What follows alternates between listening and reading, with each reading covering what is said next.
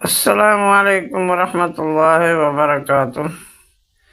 میں آپ کو آج جو مسئلہ بتانے لگا ہوں وہ ہے حدث کے بارے میں۔ حدیث پاک میں رسول اللہ صلی اللہ علیہ وسلم نے فرمایا،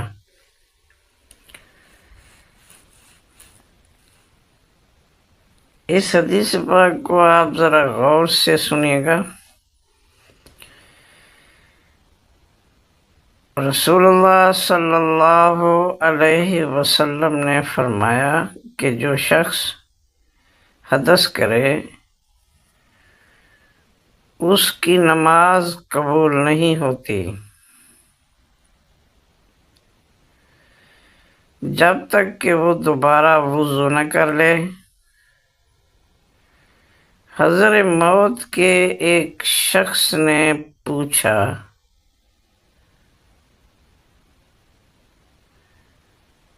کہ حدث ہونا کیا ہے؟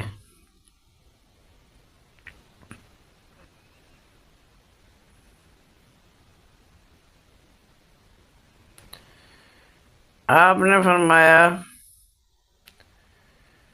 پخانے کے مقام سے نکلنے والی آواز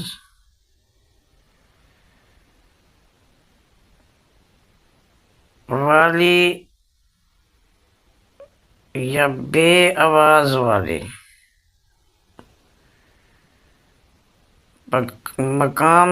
پخانے کے مقام سے نکلنے والی آواز والی یا بے آواز والی ہوا، اللہ تعالیٰ نے فرمایا، اے ایمان والو، جب تم نماز کے لیے کھڑے ہو جاؤ تو پہلے وضو کرتے ہوئے اپنے چہروں کو،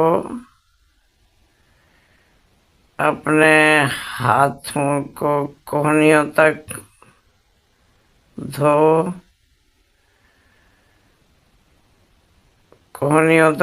لو اور اپنے سروں کا مسح کرو اور اپنے پاؤں کو ٹخنوں تک دھو۔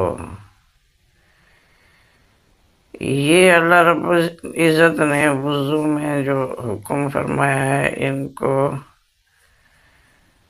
عام طور پر بھی اور خاص طور پر بھی فرضوں میں شامل کیا جاتا ہے کہ یہ وضو کے فرض ہیں۔ چہرے کا دھونا، ہاتھوں کا کوہنیوں سمیت دھونا، سر کا مسح کرنا اور ٹخنوں کا دھونا۔ یہ تفصیل بیچ میں بتا رہا ہوں۔ امام بخاری رحمۃ اللہ تعالیٰ علیہ کہتے ہیں کہ نبی صلی اللہ تعالیٰ علیہ وسلم نے فرما دیا کہ وضو میں اعضاء کا دھونا ایک ایک مرتبہ فرض ہے، اور آپ صلی اللہ علیہ وسلم نے بار بھی دھو کر دو بار دھو کر بھی وضو کیا ہے، اور تین بار بھی، ہاں 3 مرتبہ سے زیادہ نہیں کیا۔ اور علماء نے وضو میں